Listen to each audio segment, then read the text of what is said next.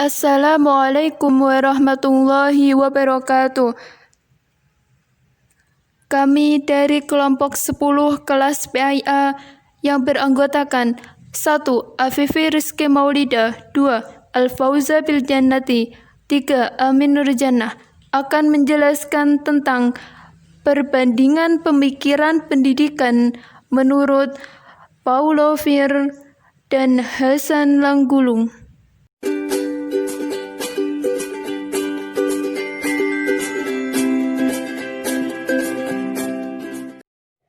Riwayat hidup Paulo Freire. Siapakah Paulo Freire itu? Paulo Freire merupakan salah seorang penggagas pendidikan kritis. Paulo Freire dilahirkan di kota Recife, sebuah kota pelabuhan di timur laut Brazil, pada tanggal 19 September 1921. Ayah Paulo Freire bernama Joachim Themistocles. Dia merupakan seorang polisi militer di Pernambuco. Ibunya bernama Adultus Neves, dia berasal dari Pernambuco. Kedua orang tuanya lah yang mengajarkan kepada Freire tentang menghargai dialog dan menghormati pendapat orang lain. Pada tahun 1929, ketika krisis ekonomi melanda Amerika Serikat, itu berdampak kepada negara Brazil.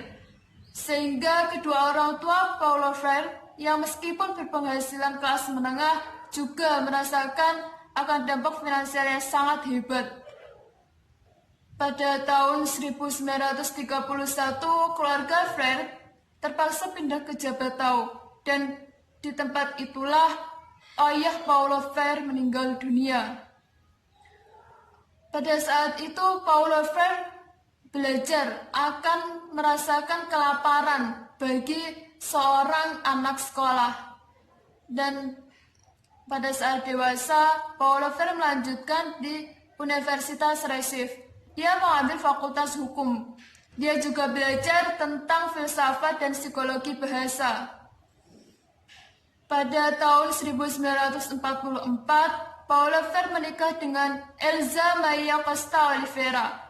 Dia merupakan seorang guru sekolah dasar. Sejak itu, Paulo Freire mulai tertarik terhadap dunia pendidikan. Dia belajar tentang teori-teori pendidikan. Ada beberapa catatan menarik dari riwayat hidup Paulo Freire. Yang pertama, Paulo Freire merupakan seorang manusia yang tergolong memiliki usia cukup panjang, yaitu 75 tahun. Dengan usia tersebut, maka Paulo Freire memiliki kesempatan untuk melaksanakan berbagai aktivitas dan gagasannya. Jadi Paulo Freire itu meninggal dunia pada tanggal 2 Mei 1997 di Rumah Sakit Albert Einstein, Sao Paulo. Dia menderita serangan jantung.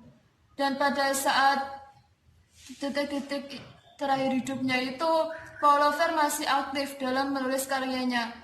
Dia pada saat itu sebelum mengembuskan nafas terakhirnya menulis sebuah tulisan yaitu tentang ekopedagogi. Kemudian Paulo Freire juga mewariskan akan keteladanan yang jujur, kreatif, lugas dalam dirinya.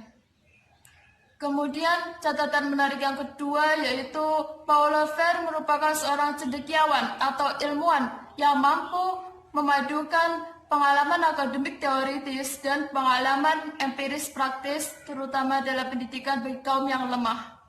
Yang ketiga, catatan menariknya yaitu tentang banyaknya karya yang dihasilkan oleh Paulo Freire.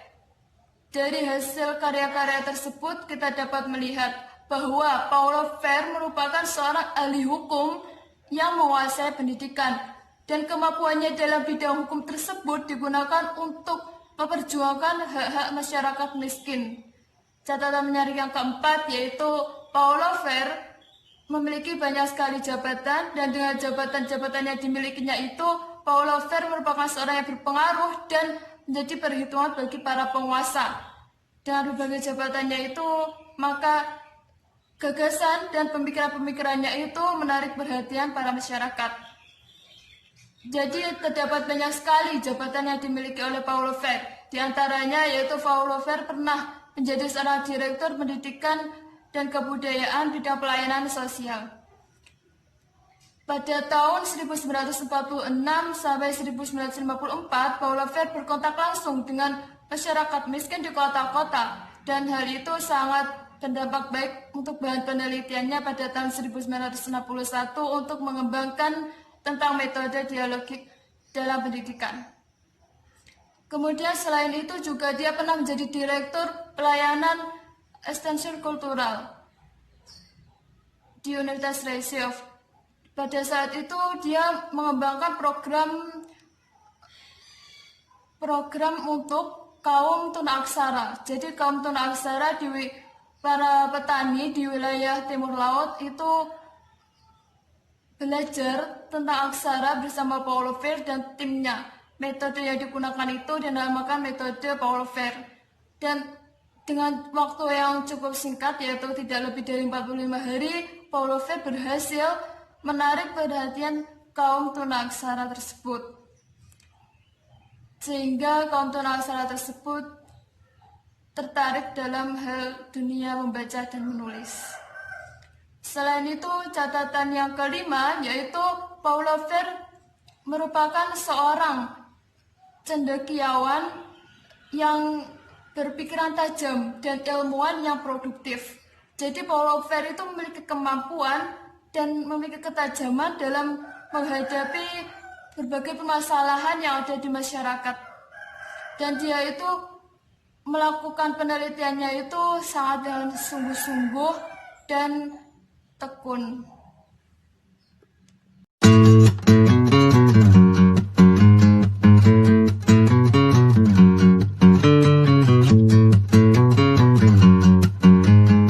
Di sini saya akan menjelaskan tentang pemikiran pendidikan Paulo Freire. Hal ini akan mencakup tentang hakikat pendidikan kritis, tujuan pendidikan, sekolah, pendidik, peserta didik, metode, materi, kurikulum, dan evaluasi pembelajaran. Yang pertama yaitu tentang hakikat pendidikan kritis. Paulo Freire merupakan salah seorang penggagas teori pendidikan kritis. Sering menyebutkan paradigma pendidikan kritis dengan pendidikan humanisasi atau pendidikan yang membebaskan. Pendidikan kritis menurut Paulo Freire yaitu pendidikan yang dijalankan secara bersama-sama oleh pendidik dan peserta didik, sehingga peserta didik bukanlah menjadi sebuah gelas kosong yang diisi oleh pendidik yang merupakan penindasan terhadap potensi dan fitrah peserta didik. Menurut Paulo Freire, to teach is not to transfer knowledge, but to create the possibilities for the production or construction of knowledge. Jadi mengajar bukanlah untuk mentransfer pengetahuan, tetapi menciptakan kemampuan untuk memproduksi dan mengonstruksi pengetahuan.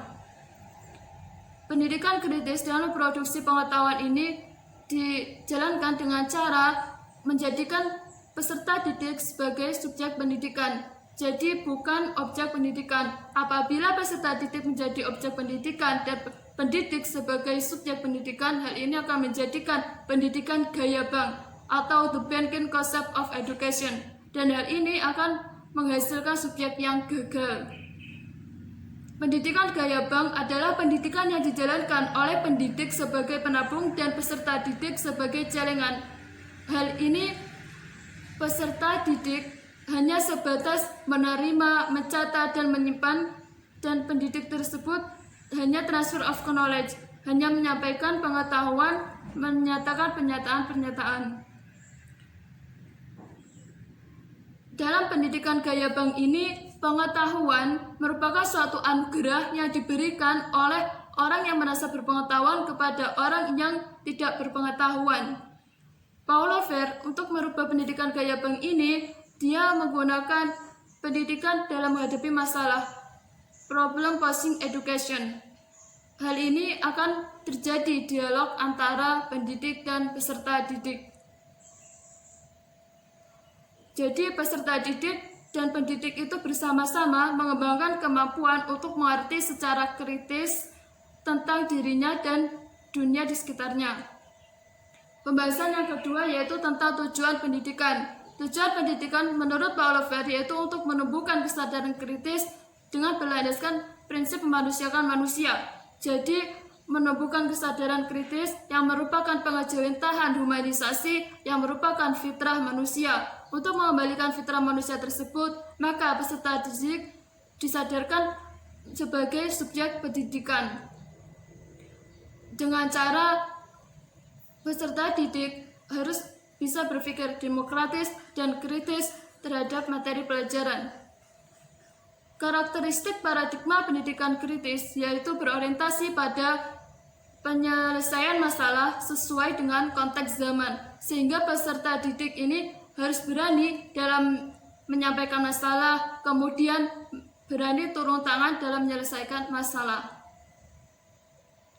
Jadi pendidikan yang membebaskan itu bukanlah pendidikan yang membuat akal hanya menyerah terhadap keputusan-keputusan yang diambil oleh orang lain, sehingga pendidikan kritis ini harus berusaha mengembangkan kesadaran kritis untuk bisa memahami suatu masalah, kemudian menyelesaikan masalah tersebut. Karakteristik utama paradigma pendidikan kritis ini yaitu konstitusasi. Konstitusasi yaitu merupakan suatu proses di mana manusia tersebut berpartisipasi untuk aktif dan kritis terhadap suatu masalah. Kemudian pembahasan yang ketiga yaitu sekolah. Sekolah menurut Paulo Freire yaitu tempat pembelajaran yang steril, yaitu yang bersih dari kepentingan-kepentingan politis yang hal itu akan menjarah terhadap hak sekolah itu sendiri, hak pendidik dan hak peserta didik. Sehingga sekolah itu harus bisa untuk membuat peserta didik itu mempunyai pemikiran yang kritis. Apabila sekolah itu tidak bisa memberikan tentang pendidikan kritis terhadap peserta didik, maka jangan heran jika sekolah tersebut tidak akan melahirkan peserta didik yang cerdas dan mengerti tentang realitas. Kritik Paulo Freire yaitu sekolah itu harusnya bisa menjadi tempat kedua bagi peserta didik. Sekolah harus bisa memberikan rasa nyaman dan aman kepada peserta didik. Kemudian pembahasan selanjutnya yaitu tentang pendidik. Pendidik menurut Paulo Freire yaitu harus bisa menumbuh kembangkan kreativitas peserta didik. Peserta didik dalam kegiatannya itu harus dipandu oleh peserta didik. Peserta didik harus bisa membaca, menulis, itu merupakan tanggung jawab seorang pendidik untuk bisa memberikan kepada peserta didik itu tentang membaca, menulis, dan berpikir dan memahami tentang dunia. Kemudian yang terakhir yaitu peserta didik. Dalam terminologi Paulo Freire, peserta didik merupakan subjek pendidikan, sehingga dalam proses pendidikan itu peserta didik bukan menjadi objek tetapi subjek pendidikan. Peserta didik merupakan manusia yang juga mempunyai akal budi, jadi bukan hanya untuk menerima informasi saja.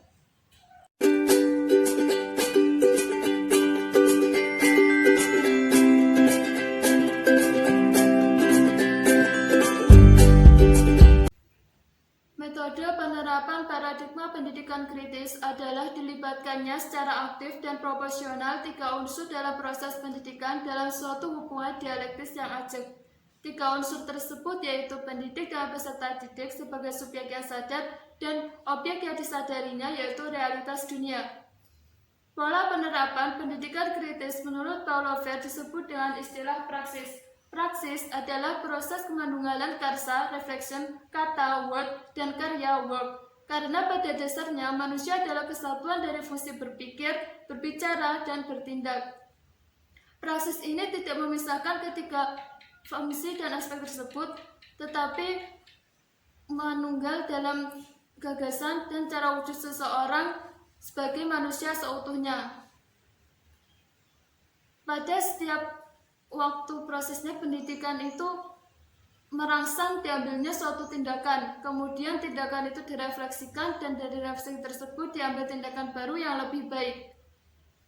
Sehingga proses pendidikan menjadi daur berpikir dan bertindak.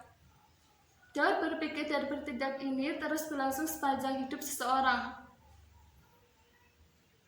Pada saat seseorang tersebut bertindak dan berpikir, maka pada saat itulah orang tersebut menyatakan tindakan dan hasil buah pikirannya itu melalui kata-kata. Dengan daur belajar seperti itu, peserta didik dihadapkan secara langsung dengan permasalahan-permasalahan realitas dunia dan keberadaan mereka di dalamnya. Maka dari itu, Paulo Freire menggagas pendidikan menghadapi masalah, problem posing education. Jadi peserta didik menjadi subjek dan pendidik juga subjek. Jadi mereka sama-sama menjadi subjek yang sadar. Dan objeknya yaitu realitas dunia atau materi yang dipelajari bersama-sama. Jadi terjadinya suasana yang dialogis. Perbedaan pendidikan gaya bank dan pendidikan kritis yaitu kalau pendidikan gaya bank itu merupakan anti dialogis, kemudian kalau pendidikan kritis itu pendidikan yang dialogis. Pendidikan anti dialogis di sini sebagai subjeknya yaitu kaum elit yang berkuasa dan objeknya yaitu keadaan yang harus dipertahankan dan kaum tertindas, sehingga tujuannya yaitu dehumanisasi. Sedangkan pendidikan kritis ini yaitu dialogis. Subjeknya yaitu guru dan murid di sini sama-sama sebagai subjek.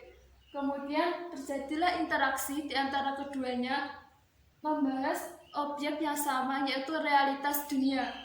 Kemudian tujuannya yaitu humanisasi, memanusiakan manusia. Metode penerapan dialogis ini sangat penting karena dengan dialogis ini seseorang akan menyampaikan kata-kata dan kata-kata tersebut merupakan perwakilan dari wujud kesadarannya. Metode yang digunakan dalam pendidikan kritis metode andragogi, yaitu metode yang menganggap peserta didik sebagai orang dewasa yang diberikan hak untuk berpartisipasi aktif dalam proses pendidikan, sehingga peserta didik tersebut menjadi aktif dalam proses pendidikan.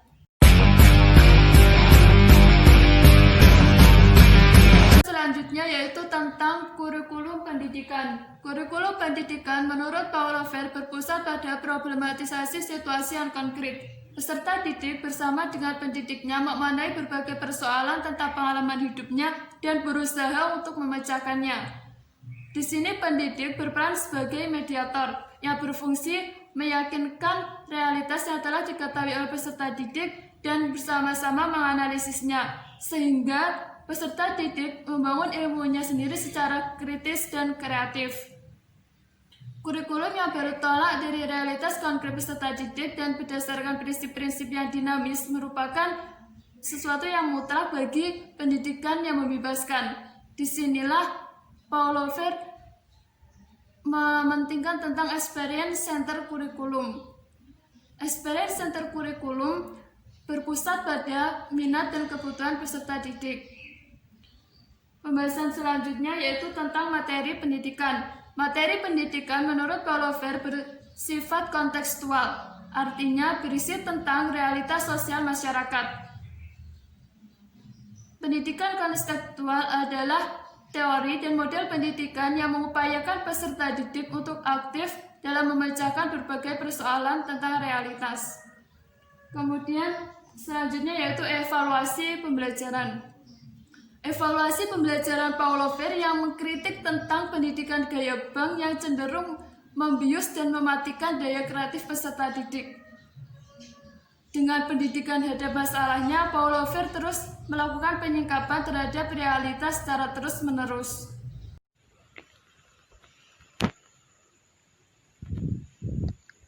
Karya Paulo Freire.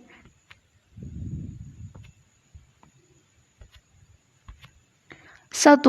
Educação como prática de liberdade atau Education as the Practice of Freedom. Buku ini diterjemahkan ke dalam bahasa Indonesia dengan judul Pendidikan sebagai Praktek Pembebasan. Buku ini merupakan karyanya yang pertama menjelaskan tentang suatu pandangan filosofis tentang apa yang terwujud dari masyarakat untuk mentransformasi sejarah menjadi subjek melalui suatu refleksi yang kritis. 2. Cultural Action for Freedom. Karya ini diawali dengan pendahuluan yang ditulis sendiri oleh Paulo Freire yang berisikan tentang refleksi tentang pandangannya bahwa tema-tema dominasi dan penindasan ditemukan dalam budaya bisu. 3. Pedagogy of the Oppressed. Buku ini merupakan karya Paulo Freire yang paling terkenal, diterjemahkan ke dalam bahasa Indonesia dengan judul Pendidikan Kaum Tertindas. Secara garis besar, buku ini berisi tentang pendidikan gaya bank, metode hadap masalah, ciri mendasar manusia, kontradiksi antara murid dan guru, pendidikan dialogis, dan investigasi tema-tema generatif. 4. Pedagogy in Process, The Letters to Guinea-Bissau. Diterjemahkan ke dalam bahasa Indonesia dengan judul Pendidikan sebagai Proses, Surat-menyurat Pedagogis dengan para pendidik Guinea-Bissau. Jika dicermati dengan seksama, akan ditemukan sesuatu yang lebih penting dalam buku ini, yaitu sikap revolusioner Paulo Freire dalam menjalin kerjasama dengan teman-temannya di Guinea-Bissau yang ditunjukkan dalam surat menyuratnya. 5. Pedagogy at the Experience atau Pedagogy of Hope, diterjemahkan ke dalam bahasa Indonesia dengan judul Pedagogi Pengharapan. Buku ini berisi tentang kesaksian dan pengharapan tentang daya hidup batin manusia yang tidak beruntung serta tentang kekuatan yang kerap kali diam namun lapang dada dari berjuta-juta orang yang tidak pernah rela membiarkan pengharapannya padam. 6. Asombra desta Moira atau Pedagogy of Heart, diterjemahkan ke dalam bahasa Indonesia dengan Pedagogi Hati.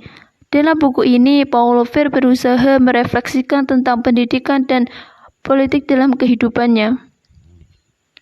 7. The Politics of Education, Culture, Power, and Liberation, terjemahkan ke dalam bahasa Indonesia pada tahun 1999 dengan judul Politik Pendidikan, Kebudayaan, Kekuasaan, dan Pembebasan. Secara garis besar, buku ini membahas 3 hal yang paling mendasar. Pertama, pemahaman yang benar tentang teori dan praktek dalam pendidikan.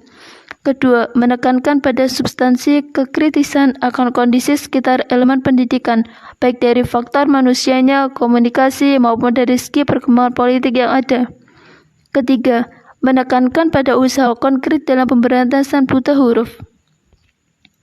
8. Sobriety Action Cultural. Dalam buku ini, Paulo Freire membahas masalah-masalah perubahan kultural yang berjalan seiring dengan pengajaran dan pembelajaran keterampilan baru. Buku ini adalah karya tulis yang pertama yang memperkenalkan pendidikan tradisional sebagai pendidikan gaya bank. 9. Adult Literacy Process as Cultural Action for Freedom and Cultural Action Conscientization. Kedua makalah tersebut berisi rangkuman mengenai teori-teori kependidikannya dalam bahasa Inggris, karena karya-karya sebelumnya selalu terbit dalam bahasa Portugis atau Spanyol.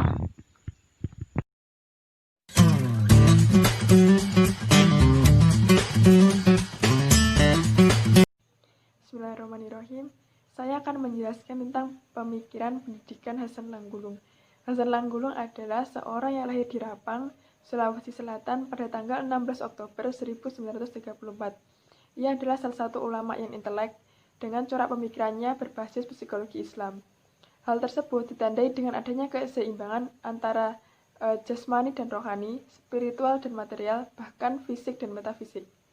Konsep pendidikan menurut Hasan Langgulung yaitu memasukkan ilmu ke kepala seseorang, kalaulah ilmu itu memang masuk untuk ke kepala tersebut. Dalam masalah ini ada 3 kata yang sering digunakan oleh pakar pendidikan, yaitu taklim, ta'dib, dan tarbiyah.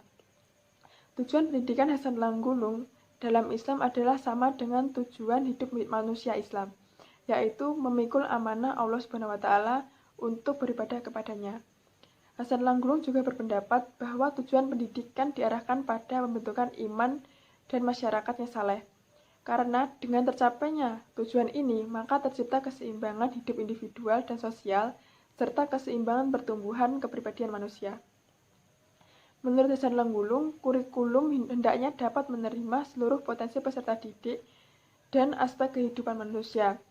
Adapun materi pendidikan tersebut juga harus mampu menstimulus fitrah peserta didik, sehingga memberi corak sekaligus mewarnai segala aktivitas manusia di muka bumi.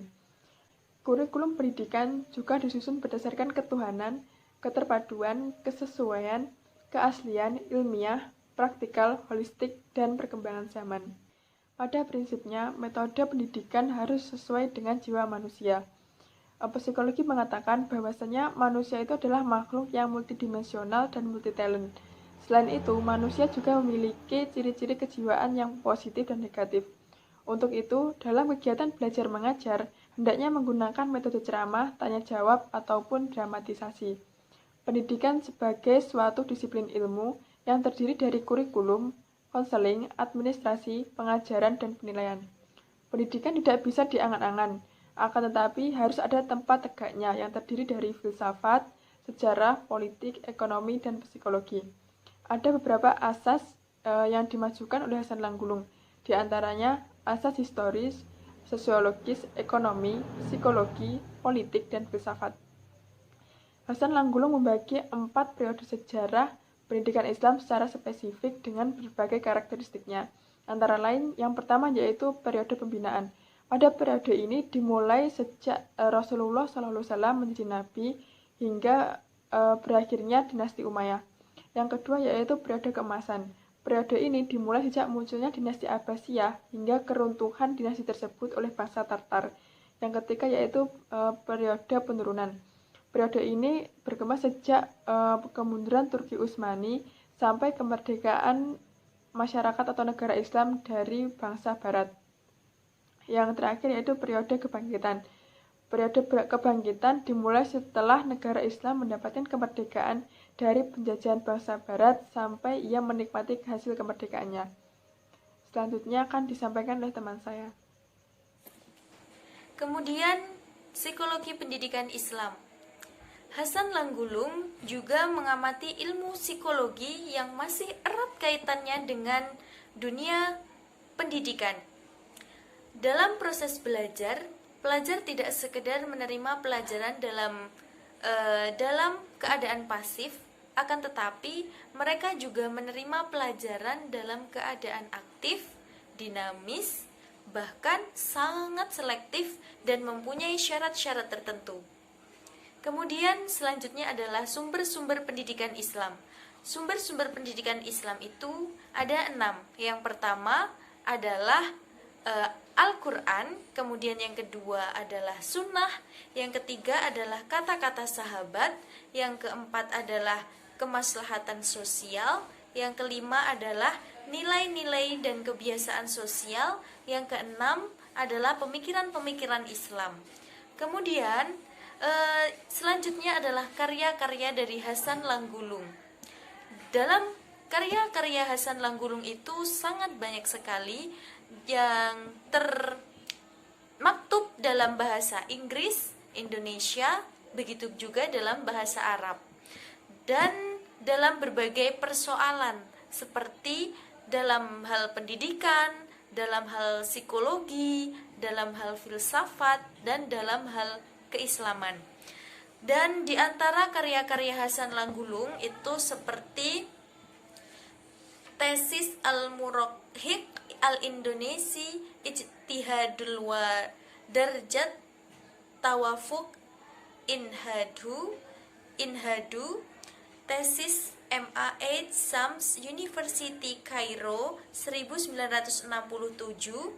Kemudian ada disertasi A Cross-Cultural Study of the Child's Conception of Situational Causality in India, Western Samoa, Mexico, and the United States. Disertasi PhD University of Georgia, Amerika Serikat. Dan masih banyak lagi.